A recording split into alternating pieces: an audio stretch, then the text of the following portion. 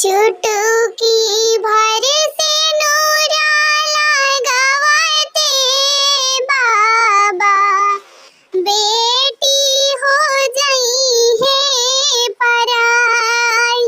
भीज जानी आखी के पुतरिया बाबा, हाथवा से नुरावा धराई।